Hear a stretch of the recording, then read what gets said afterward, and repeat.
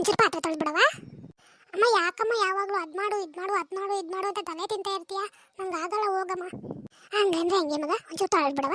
Congratulation brother, congratulation.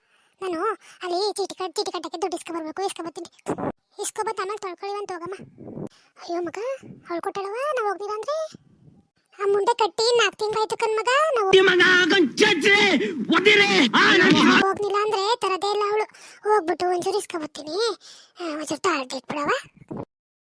ನೀನ್ ಯಾವಾಗ್ಲೂ ಇದ್ದಿದ್ದೆ, ಆಯ್ತು ಹೋಗು ತೊಳೆದಿರ್ತೀನಿ. ಬೇಕೋ ಬೇಜಾರು ಮಾಡ್ಕೊತೀಯ, ಒಂಚೂರು ತೊಳೆದಿಟ್ಬಿಡವ ಆಯ್ತು. ಸರಿ ಅನ್ನಲ್ಲ. ನಮ್ಮಮ್ಮ ಯಾವಾಗಲೂ ಹಿಂಗೆ ಅತ್ತೊಳಿ ಅನ್ಕೊಂಡು ಹೊತ್ತಿಗೆ ನಮ್ಮ ತಲೆ ತಿನ್ ಮಾಡ್ತದೆ. ಪಾತ್ರೆ ತೊಳೆಯನ್ನ ತೊಳೆದಾನೆ. ಅಮ್ಮ ತೊಳೆದಿದ್ದೀನಿ, ಬೇಕಾದ್ರೆ ನೀನು ನೋಡು. ಅಯ್ಯೋ ಬೇವರ್ಸ್ತಿ ಮುಂದೆ ಹಿಂಗಾಣಿ ಪಾತ್ರೆ ಈ ಕಿವಿಲಿ ಗುಗ್ಗೆ ಪಗ್ಗೆ ಇದ್ರೆ ನೀಟಾಗಿ ಕೇಳೋದೇ ಇಲ್ಲ. ತೊಳೆಯೋದು ರಾಕ್ಷಸಿ.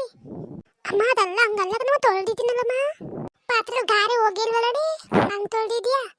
ಅಯ್ಯೋ ದೇವ್ರೇ, ಒಂದು ಪಾತ್ರೆ ತೊಳೆಯಕ್ಕೆ ಬರಕಲ್ಲ, ಒಂದು ಮನೆ ಕಸ ಗುಡ್ಸಕ್ ಬರಕಲ್ಲ. ಅಯ್ಯೋ ಏನಪ್ಪ ಇದು, ಇಂಥ ಕೆಲಸ ಆಗ್ಬಿಡ್ತಲ್ಲ.